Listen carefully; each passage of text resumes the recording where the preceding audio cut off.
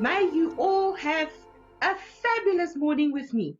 I received a few apologies from some of the regulars, which is Sheila Ann, she's in the Kruger, and Kate is doing her Sunday duties. She's a Sunday school teacher at their church.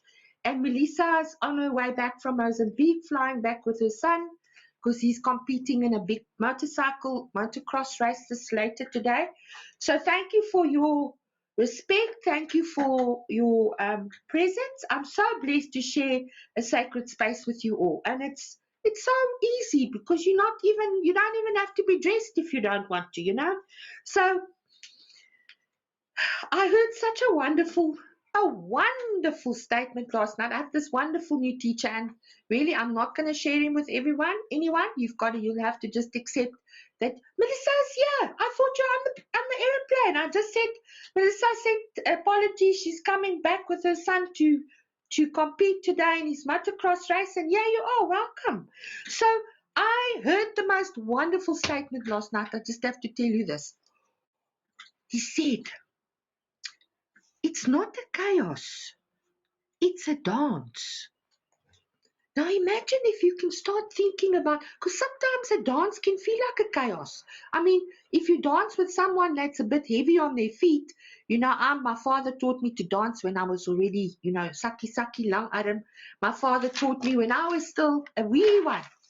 And I think I was 10 or 12 years old, and he used to pinch my hips on my bum here if I even dared to move my bum, because you have to keep your body straight and there's no movement, only your feet move, and you feel the rhythm in your body. It was a wonderful teaching. Little did I know the real meaning of it, because it's all about alignment and resonance with what the rhythm that's flowing through your body. So it's not chaos. And I always thought it's chaos dancing with my dad. No, it's not chaos, it's a dance. So, safe space, and thank you for trusting me today to share this experience with me, and I'm inviting you to engage with me fully. You have your own space, you're safe, and you always can just, if you need support, you can always just come on screen, raise a hand, even if I can just see a hand. I'm here, and we are all connected, and you'll be amazed at the shift when you leave here today, when you give me your willingness and you participate fully. Actually, you've got nothing to lose, but only to gain. So that's the wonder of it. So remember too that I'm not inviting you to this space because I want to teach you something. I'm inviting you to this space because I bring you to the threshold of your own mind, as Khalil Gibran says, so you can enter the vastness of your own self. And I've nothing to impress you with. All of you know me, and other than a result, a beautiful result that serves and invigorates your life. That's what this is about. That's why I called it an Energizer.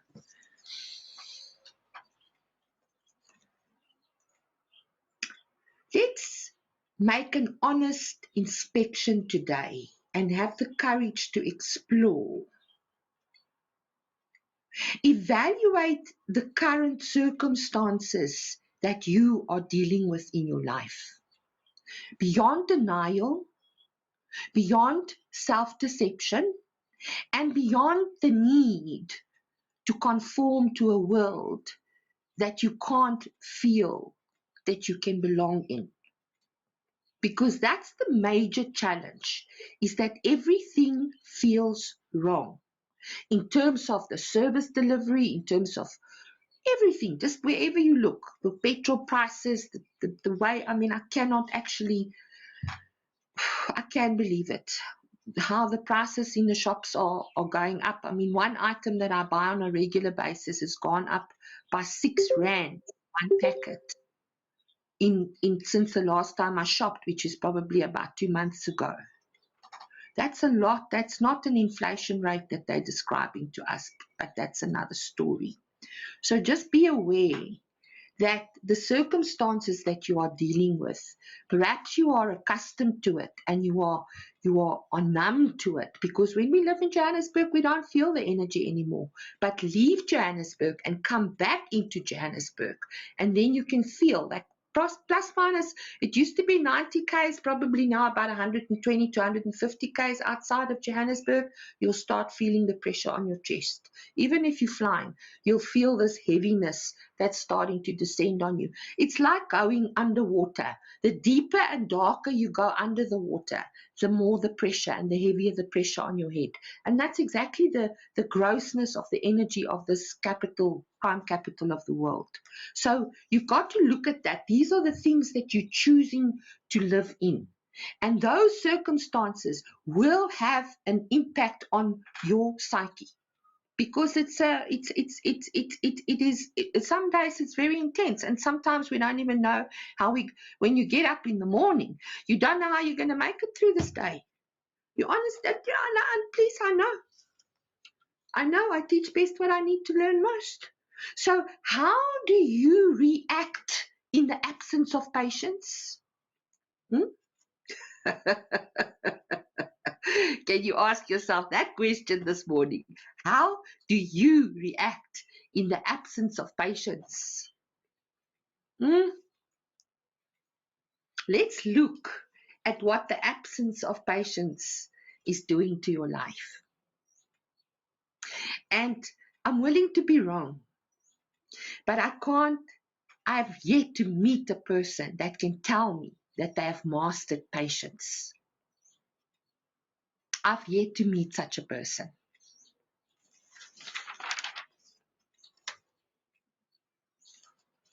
The benefits of developing patience.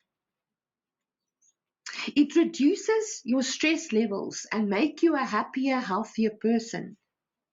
When you learn. Sitting here, and it's a form of learning. When you learn and practice patience, you don't get as angry, you don't get as stressed, and you don't get as overwhelmed. You are more in charge of your emotion and in a better position to deal with difficult situations with ease and with poise. This promotes your longevity and makes you a happier, healthier person, because where the mind goes, the body follows.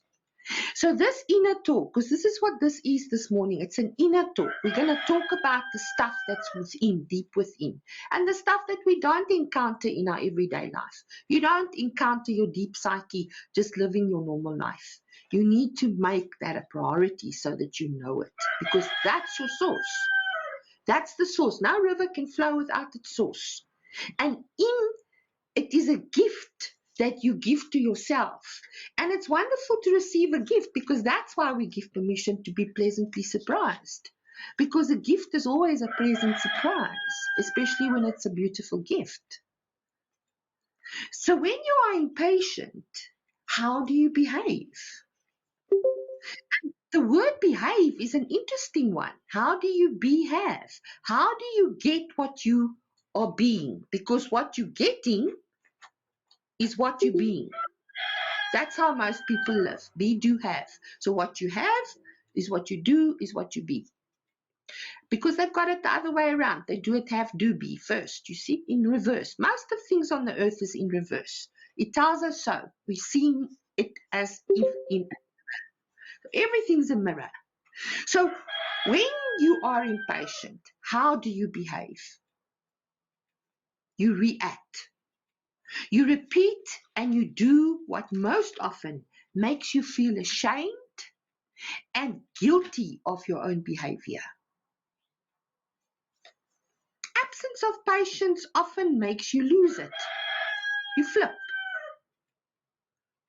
Your head unbuttons at the back and your common sense falls out. Even if you're not showing it. But in here it's happening. And the more you hold on to it so that nobody must see it, the more it challenges you, and the more it becomes, the more intense it grows. That's how people eventually have panic attacks, because they just suppress it so much that it explodes like a volcano, as above, so below. And the panic attack is nothing more than a volcano, because you are in a panic attack, you are literally fearing for your life because it feels like you're going to die. Something is going to cause you to have to give up your life, and your life is what you want. But the meaning of these talks on a Sunday morning every now and again with you is for you to become, just for you to receive the seed. And the seed never sees the flower, because you will be the flower. You will receive the result. So impatience is a hot box, because it makes you hot under the collar and you hyperventilate. And that also pushes your buttons, because impatience is the thing that ultimately pushes your buttons. You're impatient with yourself, you're impatient with others, and that pushes your buttons. But that's a story for another day, exploring buttons and why they get pushed.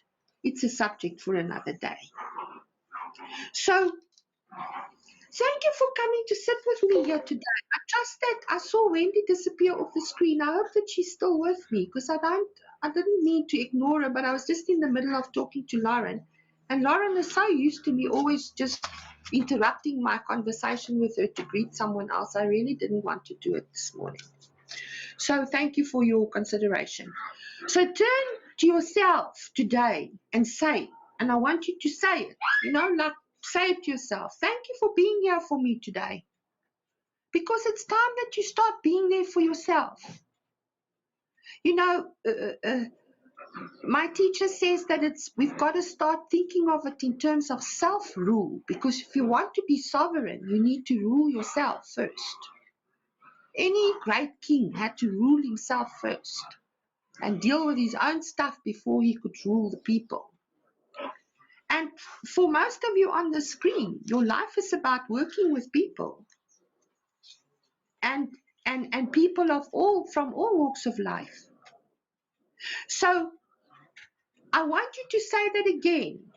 Turn to yourself and say, thank you for being here for me today. And I want you to really know that, because it's the truth.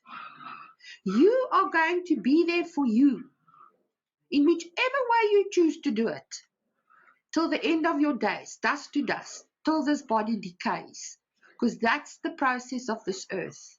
If things don't decay, there won't be space for everybody else that comes after it. So we must decay in order to create space for the future, because it's a limited space and we need to respect that. And it's a process that we've undertaken many times before. So it's not because your energy is eternal, your consciousness cannot be measured.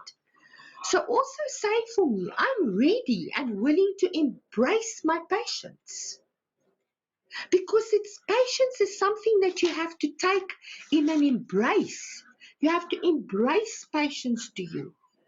Patience is something that you bring in. It's something that you perceive that you will get from a situation or a condition. That's the way the neural pathway relates to patience. So you now need to embrace patience. Why?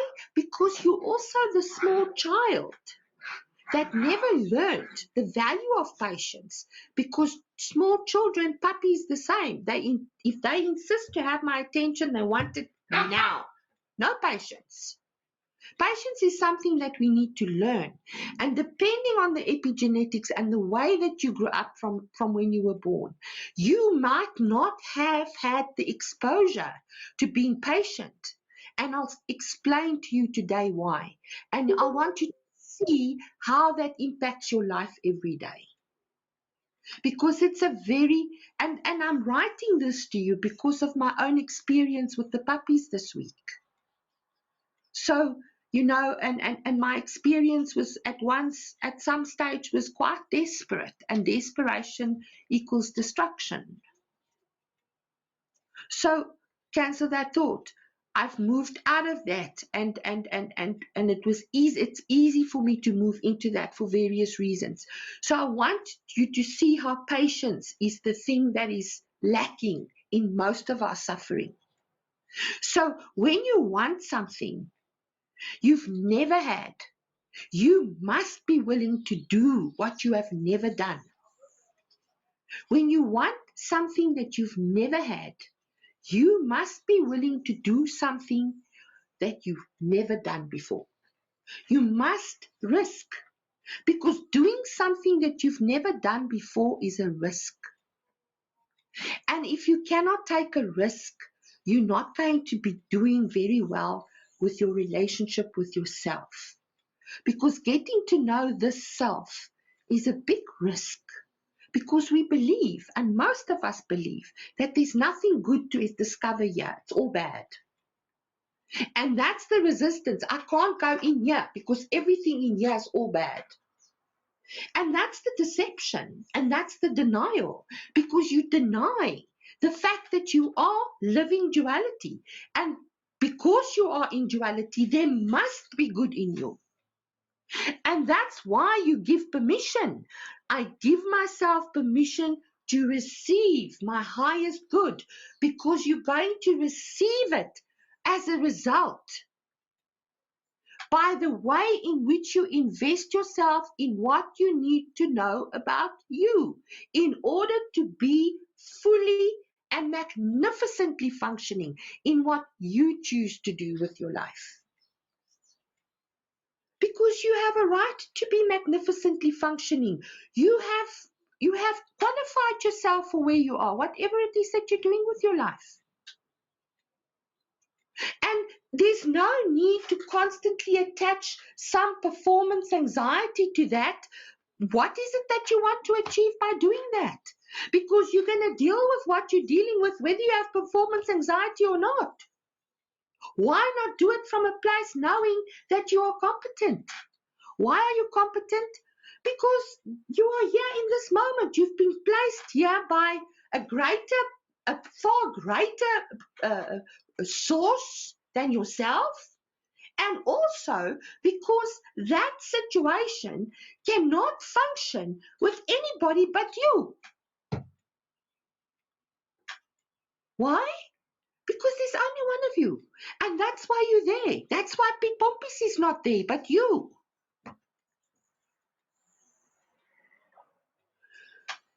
And then you think I'm not good enough. Or I'm having my life too easy. Or whatever the thing is that you berate yourself with, you know. I said to my client last night, I said, why have you worked so hard for your success and now you are sabotaging it? What do you think you're going to get from that? By having studied, by having worked, by having, qualified yourself as a professional, and now you are seeing the results. Your life is working because she's doing magnificent with the work. But the ego insists to sabotage the success because it's too good to be true. And now she needs to prove to herself that she's successful, and now she's self-sabotaging because she's taking away the success in means that is, and by doing things that is absolutely unnecessary. In fact, we looked at the ratio. 60% of what she's doing is completely unnecessary in alignment with what she really wants her life to be, and how she wants to experience herself in this world. Why can't you do the same? Why can't I do the same? Why can't I say to myself, let me have patience with myself as a human? Because that is true, and it's not an excuse. It's a reality. You are a high consciousness being. Otherwise, you wouldn't be sitting here this morning. You are a high consciousness being having an experience that is totally foreign. Even if you've been there before, doesn't matter, whatever your beliefs may be and your truths may be. This is not what this is about. It's not to convince you of anything. You can live it as you wish. This is not a prescription. But what I'm saying to you, are you ready and are you willing to embrace patience? So again, say, I am ready and willing to embrace my patience. And you can do this with me. It's a wonderful feeling. Just hugging yourself. Just holding yourself, really holding. Like I would hold the puppy.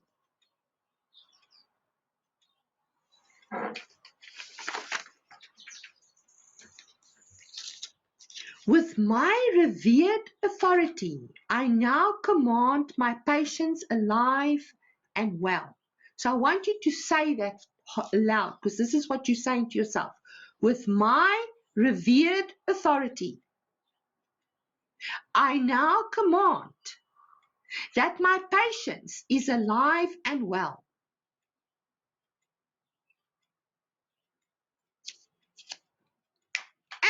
Abracadabra, I stand in my power. You can say it if you want, it's lekker. Abracadabra, I stand in my power. I love my good fortune and I enjoy the process of creation that I'm a part of. And then give yourself permission again. I give myself permission to receive my highest good, to experience my highest good, and to be pleasantly surprised when I do.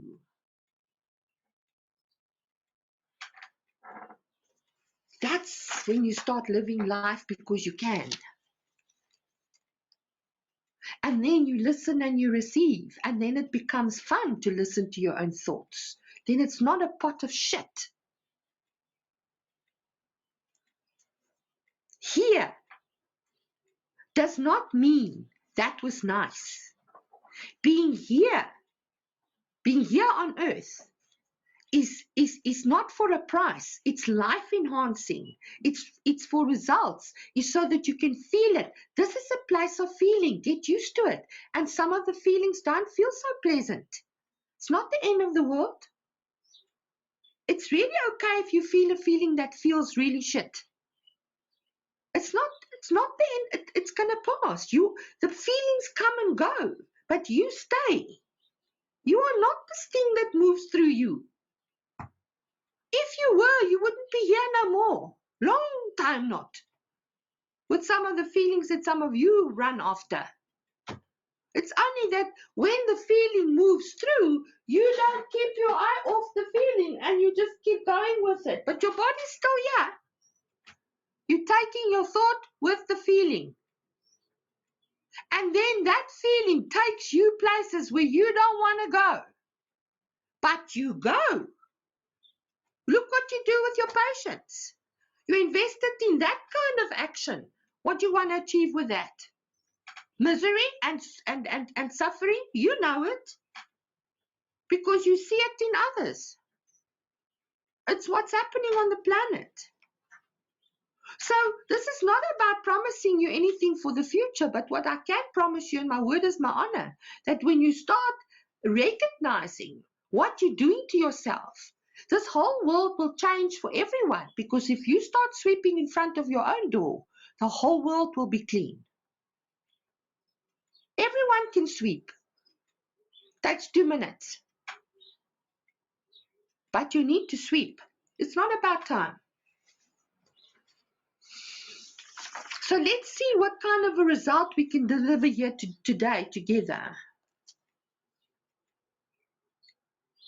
When you like what you see and what you get and what you experience, you not just like it, it's beautiful. Because for something to be liked, it has to bring up the feeling of beauty in you. Even for someone that prefers to look at things that is perhaps for me not beautiful, they still think it's beautiful. It evokes the feeling of beauty, and that's why we like it. And that's what love is. It's the feeling of beauty, what you experience. You feel happy and excited and eager for the next moment because you're looking forward to beauty. You're coming from beauty. You will only go when you look at your life with the eyes of beauty.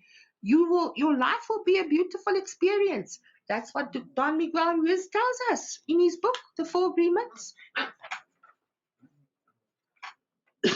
Excuse me. It's a worthwhile buy, so get yourself The Four Agreements by Don Miguel Ruiz, R-U-I-Z, Ruiz. It's Toltec teachings. It's the teachings that's been on this planet since the beginning of time. It's honoring the laws of creation in everything that it teaches. That's why it's so powerful.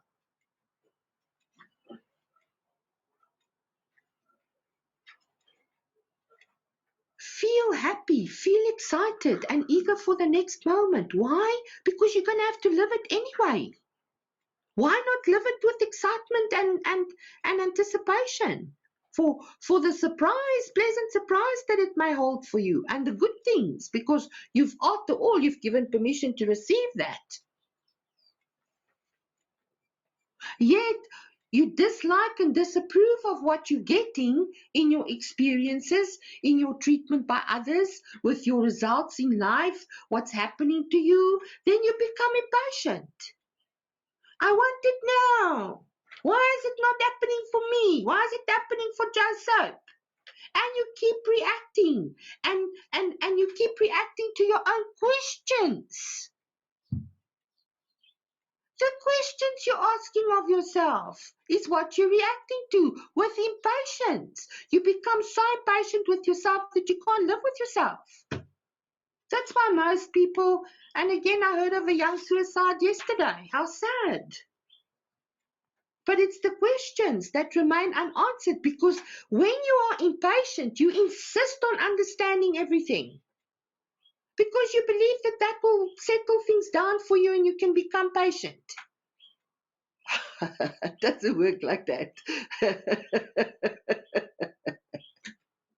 So it's so important that we play and we enjoy life. And that, look, everywhere it's missing. It's not since COVID, it's just gone. You know, and when people play and enjoy life, there's one child in my space. She's living the life of my dreams, that child. And she's still young. She's chosen so well. She's currently on the most fabulous holiday in England at Wimbledon with her friends. It's, I promise you, it's the good life. And even in South Africa, she lives the good life. So, you know, I just relish looking at her status, because it just makes me feel so happy to see that someone is doing that for themselves. It's so great. Because it's very hard to find that, to actually see somebody truly have the ability to be that good to themselves, that they can enjoy the fruits of their labor because they work for it. In her case, she doesn't. Her husband provides it for her, but I mean, wow, wonderful to be able to be treated like that because someone loves you. It's wonderful. Every single day, do something that makes your heart sing. You know, so today I want to show you how. The reason we struggle with insecurity is because you compare your behind the scenes bloopers takes, all the bloopers, the ones that make you feel like you're an absolute ass, you know?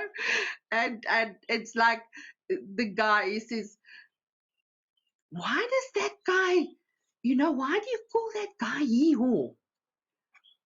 And you know, and he says, he goes to this guy, says, how can you allow him to call you hee-haw like that? It's so disrespectful. And the guy says, hee-haw, hee-haw, he always calls me donkey. Because sometimes you just have to accept that that's what you sound like. It's not because somebody is disrespectful, that's what you sound like. You can't change that. Whether you have a disability, whether something's wrong or not, that's who you are. Accept it and let people acknowledge that for you so that you can learn from it. Be patient.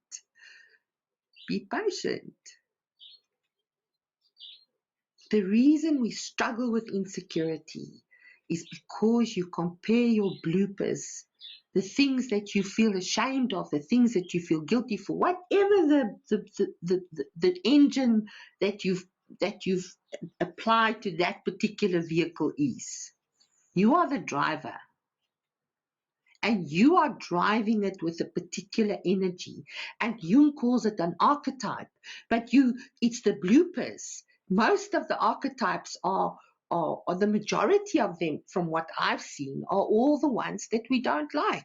They're the things that make us wake up to the things that we really are. That's the gift. You're not this, now who are you? So, you know, you can't compare your bloopers with someone's highlight reel, you know, the professionally cut movie edition. And that's what you're mostly doing, because people are not showing their blooper reel to the world. They're showing their highlight reel. They're showing the reel that they can impress with. And it's therein that most people lose themselves, because eventually they don't know who they are anymore. So that's another thing that steals and devours patience. Insecurity and envy. How does insecurity come? Insecurity is mostly born out of envy and jealousy and even spite and vengeance. Because you can be very spiteful to yourself as well, and sometimes you're spiteful to other people. I don't know how you live your life, but what is spiteful other than unwillingness?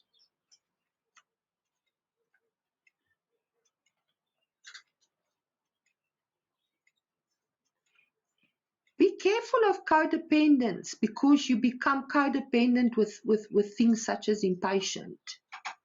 Codependence is not just with another person. When it's with another person, it's a harsh and cruel reality of mean and spite and curveball exchanges. So you're constantly on your toes, because you don't know when you're going to need to deal with a curveball in a codependent relationship, because it's very cruel and very spiteful. And I see codependence in couples that are especially married to each other for a long time, because it's kind of like they can't get out of it now, you know. It's been too long, they won't find someone else, whatever their motivation is. But it's a codependent relationship. I need you and you need me for various things. But then they're very cruel to each other, because they feel so resentful about being abused or having to do it all, or whatever the thing is that they carry. So we all have that. So every react jerks you and opens a nerve and pushes you to more irritation and frustration, eventually hopelessness and giving up. I'll say that again. Every react jerks you. It's like a knee jerk, and it opens a nerve and it pushes you to more irritation and frustration, and eventually it just feels hopeless and it feels like you just want to give up. The stuff down here on earth is gross. The lower the frequency, you know, the more gross it becomes. The gross meaning not as in gross, but gross as in coarse, as in rough, as in like a grater against your skin as a being. The energy is very rough. It's coarse. That's why some animals even have hides, like, you know, like the rhino and the ellie. It's like their hides are like tough, because the energy here for that animal is so coarse. They protect themselves with this rough exterior. Growth means upward always, because something needs to grow in nature to grow up to the sun. So it needs to go up in order to reach the light. And it's no different for us. So your consciousness must constantly elevate, and that's the process of ascension, which the word ascension we hear so often now spoken about in general, you know, on social media as well. But growth is the introduction of higher dimensions of consciousness into your awareness. So growth, that's what growth means for you, is it allows you to see things from a higher perspective, which allows you to be on the open spiral of growth, so your soul keeps expanding. And that's the real reason why we educate ourselves, so that we can actually make educated choices in order to ensure that spiral. And we call that spiral mostly success. Because you want to see you and you want to experience your own growth. It's certainly not a closed circle. I think that is a misnomer. So what are you doing here today? Growth is the introduction of higher dimensions of consciousness into your awareness. It's an introduction. You can do with it what you like. Nothing is forced on you. But you need to have the necessary discernment by allowing yourself to be exposed to someone who can share with you things that resonates to your innermost being. And you know that those are the things that you need to look at. Because you can't change that which you do not know. And no amount of dancing around what the real issue is will change it. You need to own it. It's yours. It's your dance. It's your chaos. And, you can't blame chaos on anyone, because you're the one who have the relationship with it. And it is indeed a ship, because you're still sailing the oceans of life as in antiquity in a tiny ship. Well, I hope for some of you it's at least an ocean liner. Yeah? So what does subtle mean?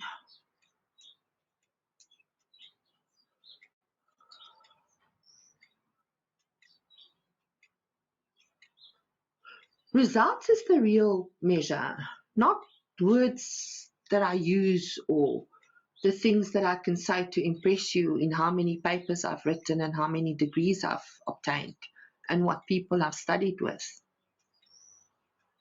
I don't think that's relevant at all. I think what's relevant is your measure, what you are going to measure what you receive with.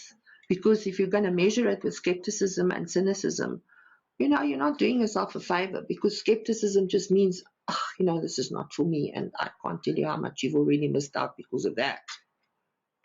And cynicism means it will never work for me. Nothing can save me.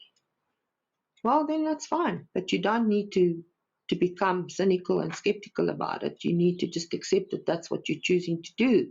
And in that process, you deny yourself a tremendous amount of experiences of which you know nothing. I always use my son as an example.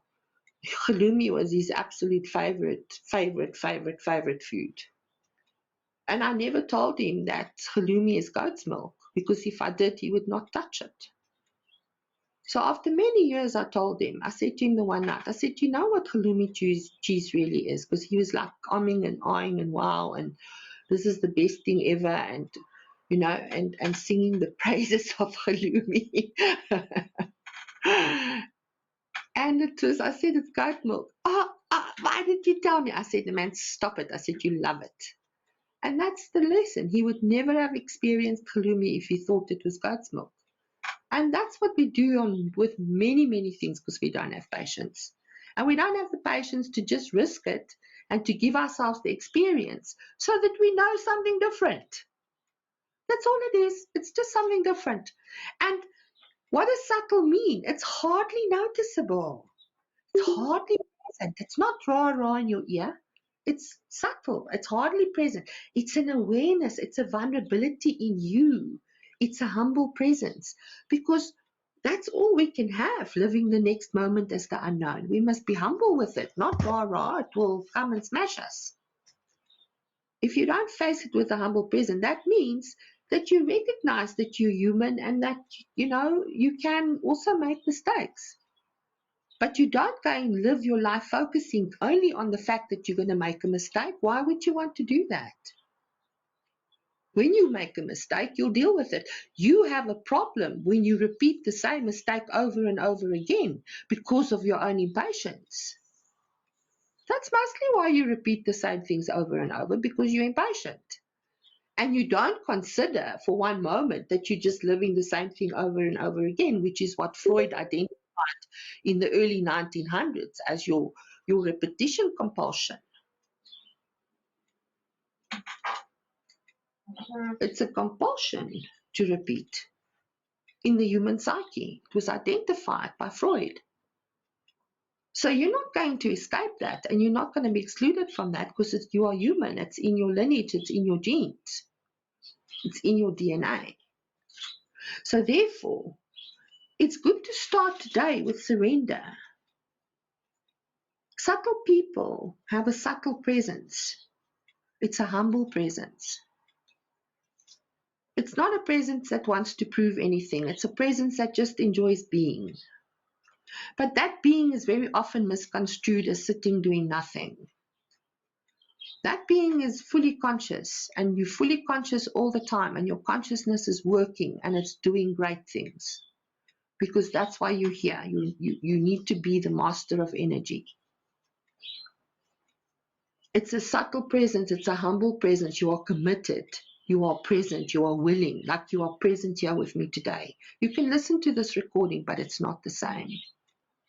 Here, we've created a space where we can be together, and where I can share with you.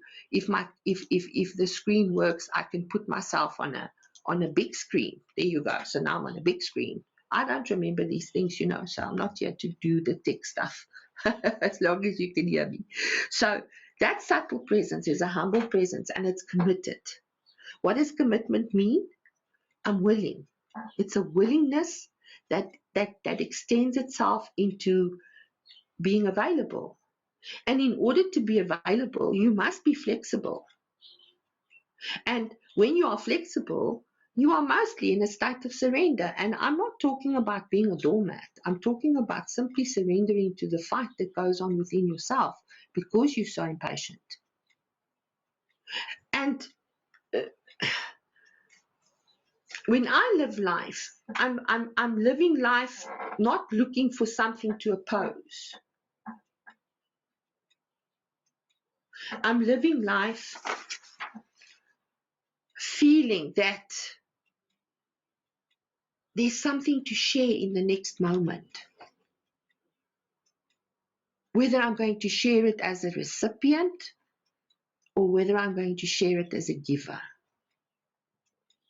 There is every time, every moment offers me to either be a giver or a receiver. And people who only receive become takers.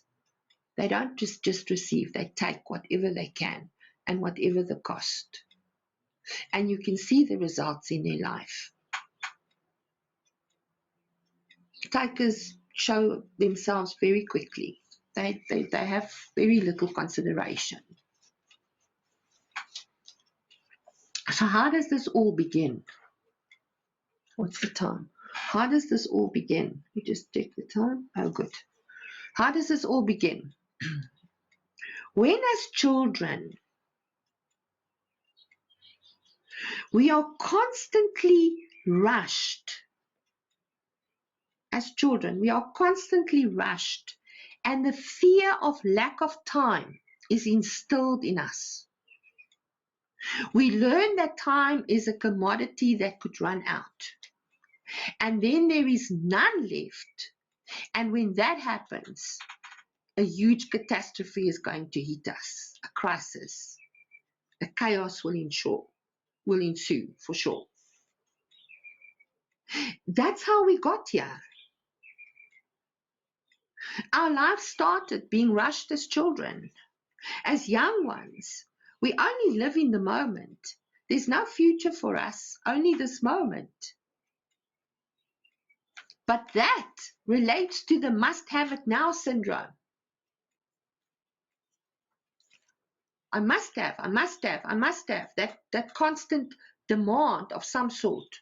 Sometimes the demand is ridiculous. The demand is that you must be like, worse than catch it to yourself. And really just be terrible. For no reason. Makes no sense. Because it makes no sense to your psyche to rush. Your psyche doesn't understand rush. Why? Because it lives in eternity. It's timeless. It's truth. It's wisdom. It's, an open spiral, a torsion field, whatever you want to call it.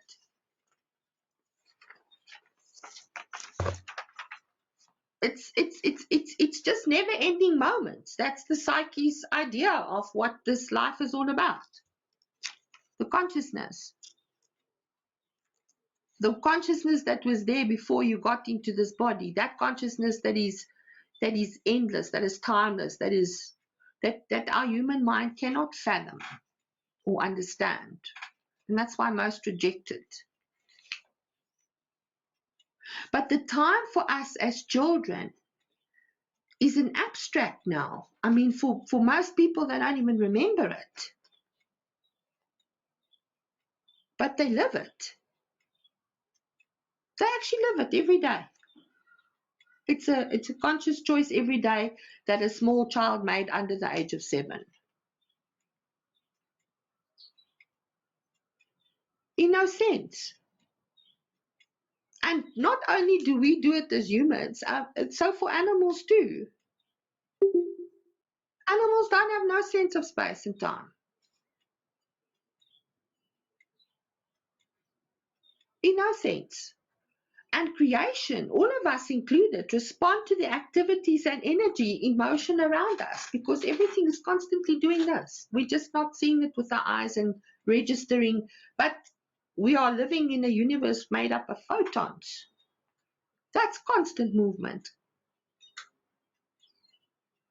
And we feel and we sense. You know, when we feel and we sense with patience, because that's what you are. I mean, don't you think that eternity is an absolute epitome of patience? A prime example of patience. Eternity. I mean, sometimes people have patience that just never ends. So the challenge is to transcend and return to innocence and to rise above and go beyond your fear of feeling. Because that's what you now need to transcend with your impatience, is your fear of feeling. Because that's why you're impatient. It must pass. That must get over now. It's not how it works. It is over when you have received its gift and not before. And if you don't,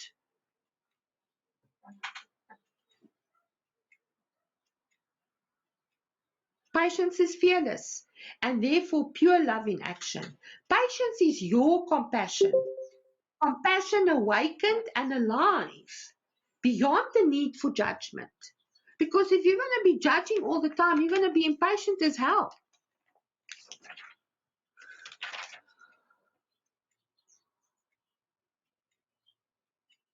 I don't know where I wrote this, but it says, with a wave of loving hearts, I ride the wave of life, effortlessly and at ease. Isn't that beautiful? It says the S at the bottom. It must be me that wrote it. I think that's beautiful. With a wave of loving hearts, I ride the wave of life, effortlessly and at ease. I think that's beautiful. So let's give ourselves today treasured pearls. But treasured pearls don't lie at the seashore. You don't just walk on the seashore and pick up the pearls. If you want one, you must dive for it. And remember what happens when you dive into the water. I said it at the start. It's like going into the depths of the ocean. The darker you go, the deeper you go, the more the pressure. It's as above, so below. It's going to be the same in here. You're made up of 70% water. So to go in is kind of like you dive for pearls of wisdom. How deep are you willing to dive in this lifetime or today? You know, to go fetch your very own pearls of wisdom. Because what are those? Those are the moments of insight that you have about your life. Those are all moments that you go, oh, now I remember. Oh yes, I know that. That's all it's about. I'm not teaching you anything. You're just remembering. Your presence is phenomenal. There is no one like you. You need to wake up to the fact, and you need to become patient of that, because that has never existed before. It doesn't exist anywhere else on this planet. Therefore, it hasn't existed anywhere else before, because this is a unique life form. Just think of that. This body that I'm sitting with, that you're looking at here today, will never ever exist again. It's only going to be this life. And this body is giving me a particular experience. It's the engine in the car. It's the car that I'm driving. I'm the driver. But this engine is the car that I'm driving. I can have a Mercedes, but I can have a Foxy engine in it, I suppose. I don't know how it works, but you know what I'm saying. I don't want to put an engine like that. I want the best of the best engine in here that I can drive. But I need to look out for that engine, because it needs to be serviced, it needs to be filled, it needs to be oiled, it needs to be greased, it needs to have spark plugs. You know what goes on in an engine. It's no different with you. But you need to start looking at your pearls of wisdom and where you invest them today. And I'm telling you, when you're going to accept this pearls of wisdom, when you're going to accept that, wow, I'm learning something about myself today that I didn't know before, because you must be willing to be pleasantly surprised, even if you're just remembering.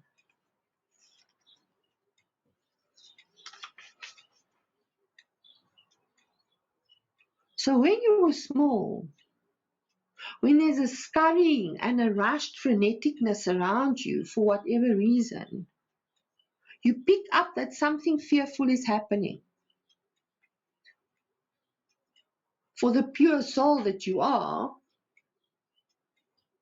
born completely pure in terms of what this planet represents, you're timeless and eternal, and you just cannot understand what is actually going on. Because it's a freneticness that you're not accustomed to. And only this fear feeling, it's a fear that sits in the pit of your stomach, that panic, that anxiety, that stress, that worry, this dark filter that you put over everything, comes from rush. When you were a child, run. Go quickly. You got to get it done. You only got this time. We all experience it in different ways. But that's for sure. You've experienced rush in your life as a child. And now it becomes a stampede, like when you were small, a mad rush to get away from what? From what monster within you want to get away? This impending doom that you're constantly expecting.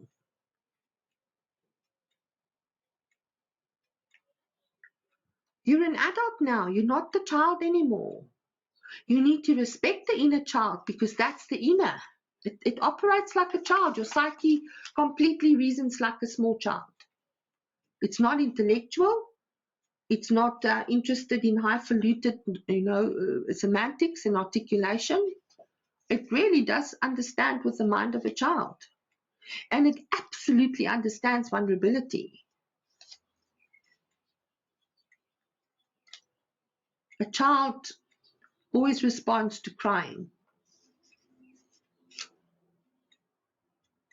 So this rush, this freneticness in the way that you experienced your first years of life, for whatever the reason may have been, that's how impatience is born.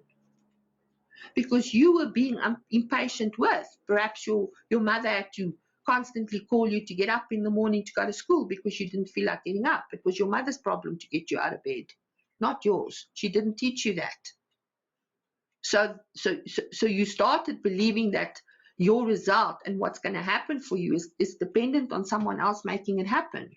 And when you do that, you become very impatient with the person who's going to make that happen for you. Because if they're not going to perform to your standard, you're going to dismiss them. And as we grow older, we realize that future situations, our future self, can only be arrived at when we work with skillful work in the present. You can call it goals, you can call it tasks, you can call it dreams, you can call it visions, you can call it fantasies, you can call it active imagination, as Jung calls it.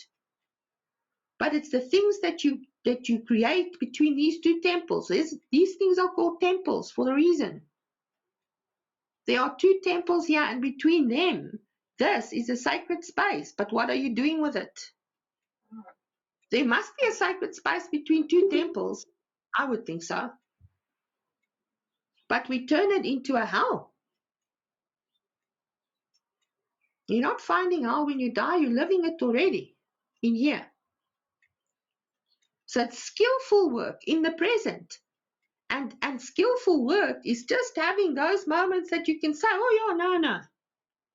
The minute you remember, you've created a new neural pathway, one that you've forgotten, but it's still there because it never goes away. Your consciousness never forgets anything. It never sleeps. Not your conscience, your consciousness. So this is how we are conditioned that there, getting there, somewhere in the future, some other place, but not here, is what life is all about. And we're constantly rushing there.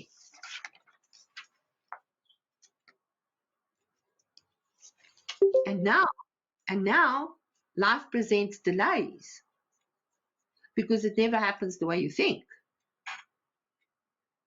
There's traffic, there's interruptions, there's curveballs, there's chaos, there's unforeseen, there's unplanned, there's disasters, there's shock, there's, oh my gosh, there's puppies.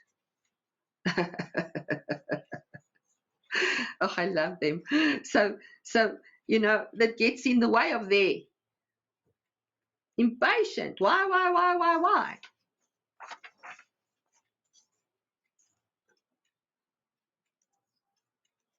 I'm smelling a poop. You see how I'm creating the impending doom. And what is the impending doom that you assume, Charlotte? That you're going to have to pick up some poop. It's not the end of the world. Be patient, they're puppies. And what is the impending doom? All that you assume in your thoughts that befall you, that you will need to deal with. I'll say that again. What is the impending doom really? All the things that you assume. You're assuming in your thoughts that's going to befall you. Somewhere there, in that unknown, there's going to be this thing that's going to befall you. And then you're going to need to deal with it. And it's going to be terrible things. And it's going to be threatening too. And you say, now, what am I going to do? Now, you already worked up to this frenzy in your head. Oh, what am I going to do? Oh, that's going to happen. What am I going to do? I was in a state last night that my puppy is poisoned. Because he was vomiting. And they eat everything. So I keep calling him he, and she's a girl. Maybe she's gay. I don't know. I keep thinking that she's a he. Anyway, so she was vomiting. I think she just ate too much because I just fed them on demand yesterday, but I realized that she didn't stop eating. So she was probably just too full.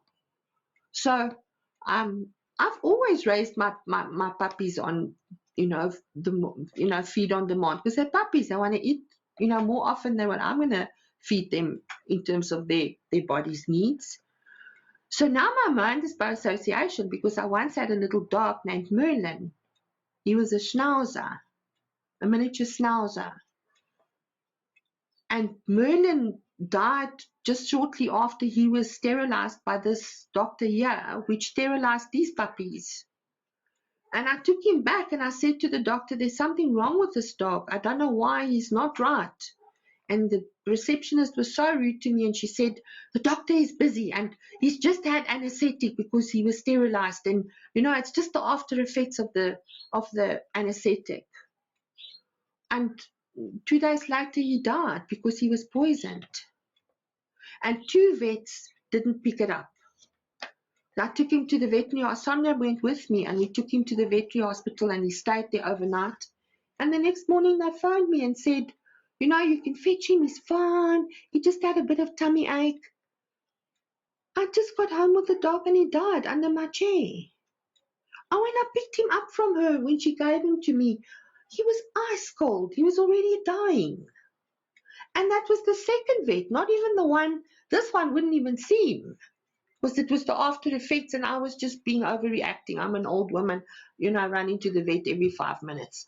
No, thanks. I don't have the time or the money. So now I have this thing with these puppies because they were spayed by the same doctor that spayed Merlin. So I have this bond by association thing. And my neighbor was here last night because I was in such a panic. And again, I was just being impatient with the process.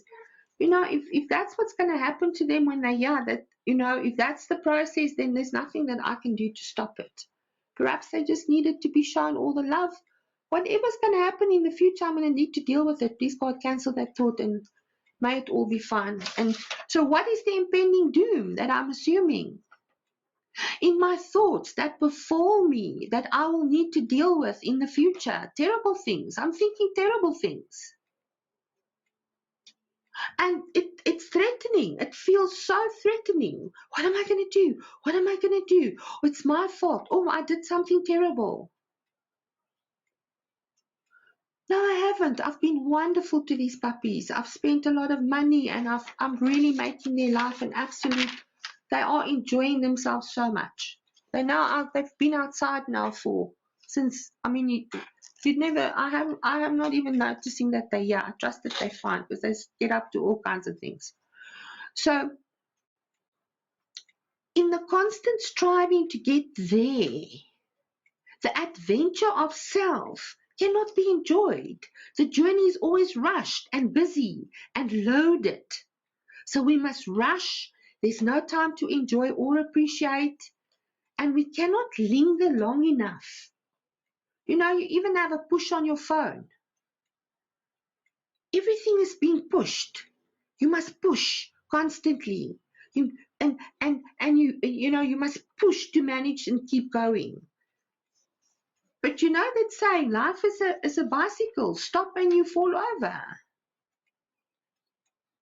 And you can't stop if you put your feet down, but you got to land on your feet. Instead of just getting off, you first have to put your feet on the ground, or at least one foot. And then you grow up a little bit and you go to school, and then you must need to beat others and compete, because now you need to rush to be first. And then you go to university one day, and in the interim, you cannot enjoy who you are now because you must be responsible and chase after the next and the next and the next and the next. And in the meantime, nowhere exists to enjoy and experience what is enough. And you become more and more impatient with yourself. This moment always lacks, and only the future holds promise. You're rushing towards the future all the time in here. And the future, you cannot feel excited about your future when the present moment is a threat. There's no way.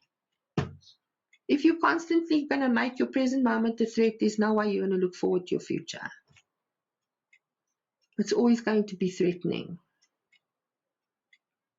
If this moment lacks, only the future holds pleasure.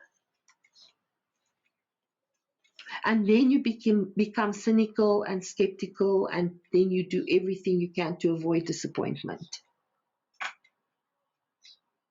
And that's when it never feels enough, because you always somehow feel disappointed with the result that you're seeing. And it's never enough. And, always waiting, always waiting, always waiting, always looking for enough. Feeling good enough. Experiencing it good enough. Let it feel enough. Let it feel wonderful. Let it feel amazing, because you're having such a privileged life. But getting there is not what's all important. That's the expectation. And the moment the future event is arrived at, then it's not enjoyed because it's not enough. What if I'm missing out? What if there's more? What if there's another future event that I can chase after with more fever and more pressure, performance pressure, and performance anxiety on myself? Look, it's complete absence of patience. That's why there's no time. When you have patience, you'll be amazed how much time you have. Time loves patience because time is eternal. So look how steadily you started excluding fun stuff from your daily living. Restriction on participation, too young, too old, too slow, too this, too disruptive, too. Dancing on the tippy toe, with a tutu. And this builds and reinforces the sense of losing out, of missing out. Because, perhaps, you haven't danced on tippy toe like that. And you don't necessarily want to wear a tutu. There are ballerinas that love it. As a child, I always used to beg my mother to go and do ballet. I think I was in the ballet class once. I was allowed to go once. And then when I got home, my mother wanted to know everything about the ballet class. And when I told her what we did, she said, "You're not going back. It's not good for you." I think one of the things we did was we sat on the floor and we stretched our legs and we brought them back to our bodies. And I was illustrating to my mom what we did. And she decided that's going to make me too beautiful. I can't go. My mother was very jealous of how I looked. Shame. It's amazing that we even find jealousy amongst ourselves, even mothers to daughters very often. So I experienced it with my mom, so it's very real for me. So there's a complete absence of patience, then there's no time. And look how steadily you started excluding fun stuff from your daily living. Just your restriction on participation. You present, but you're not there. And you always have an excuse. You always have a tutu. So I'm do this, I'm do that. And please, I'm doing it all the time. I'm not judging you at all. I mean, Kate can vouch for that. So, this builds and reinforces the sense of losing out, of missing out, of feeling FOMO. If I cease to exist and I cannot get to do and complete all this stuff, the bucket lists, I must do this before my time expires here, with more impatience to get it done. It can also be inverted when the child grows up in a rural environment where things are easy and slow and peaceful. Then for them it's too slow. Then they don't enjoy it because the family's backward and slow and somehow dysfunctional and lacking, and their lifestyle is questionable in its value and accomplishment, and they have no patience with the family, no patience, even shame and embarrassment. Yes, but too slow to show up. They can't show up with their family. They're too slow. So let's review the steps, how the false beliefs are programmed into us to make us so rushed. Because rushed means fear, and rushed means obstacles, barriers, limitations.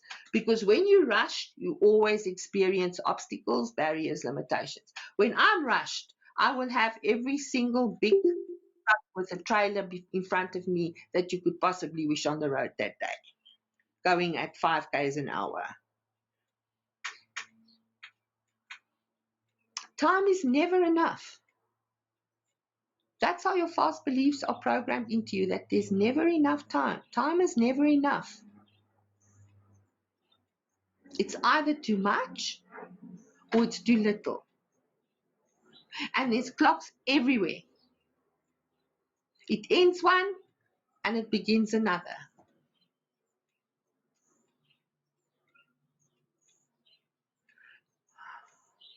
And when you encounter a waiting period, when you need to wait for something, when things are in a process, when it's in progress, when it's work in progress, when there is a waiting, then it becomes a torture.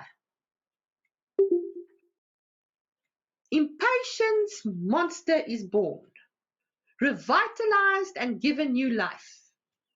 Never enough, too much, too little. Impatient, impossible. Those are the operative words.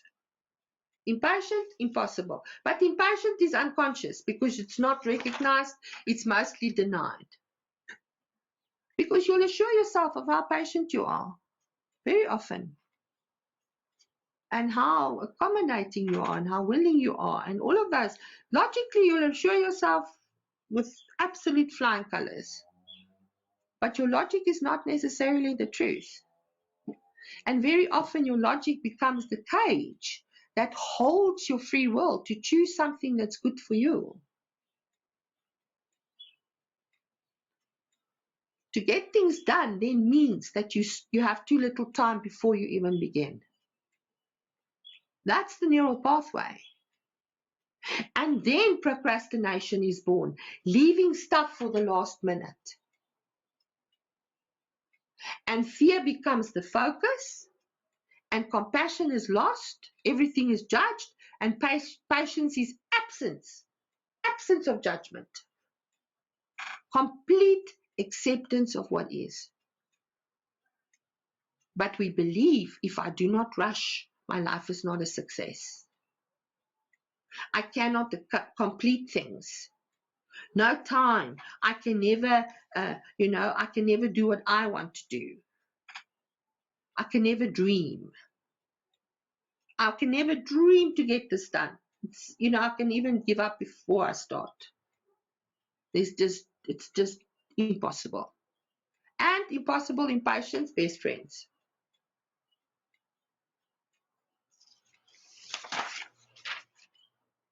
And then it feels like you're wasting your life. What's the use?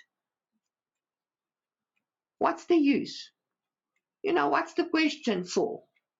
There's this question that constantly tells you may as well just throw in the towel. Why am I doing this to myself? Question all the value and the meaning that you're bringing just by the questions that you're asking. Because you question all value and meaning in a way that diminishes it for you so that you experience less of it when it's already in short supply. And what you want to do is you want to increase the supply so that you've got, infinite supply, like the widow with the flour and the oil. She never ran out of flour or oil. They could even sell the oil to make some extra money from one jar.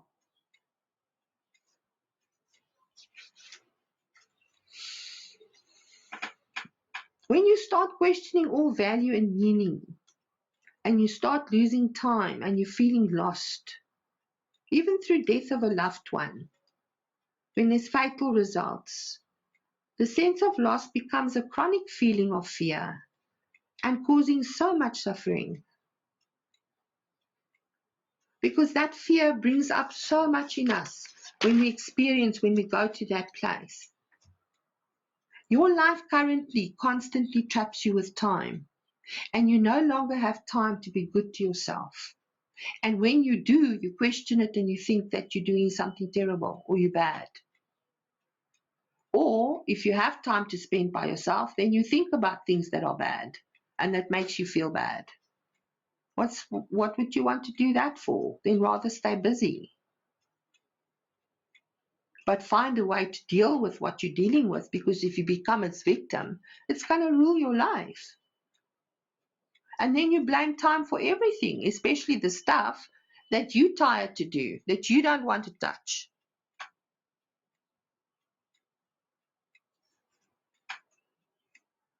The martyrdom of suffering at the hand of blame.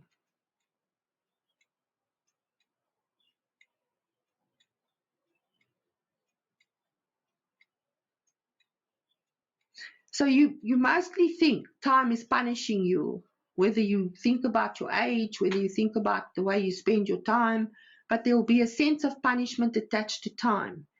And that's what causes you to believe that you're suffering with a great struggle. I don't know where these puppies are. They've been gone for a long time. I wonder if I should end the session here. and go and look for them. I think that's what I'm going to conclude with. So you can only be patient in this moment. It's a powerful sense of being in charge. Why are you in charge? Because there's only one of you. And there will only ever be one of you on this planet. That's how it works here. Even if you reincarnate, you'll have a different body. You'll have a different life. You'll have a different experience. You can be patient in this moment. It's a powerful sense of being in charge, as it offers immense consideration and generosity. That becomes your auto response. Consideration and generosity. My gardener said to me on Friday, "Ma'am, you're such a kind person. You're so generous." Because I treat him with respect, but I'm very strict. At one stage, he was very cross with me, but he's gone beyond that now, because I can feel it here. We now have respect for each other. It's a nice place to be. And that's what makes, when you get that feeling of comfort, that feeling of patience, that's what makes you so creative and resourceful to deal with life and all its challenges, all its challenges. So that's my story for today.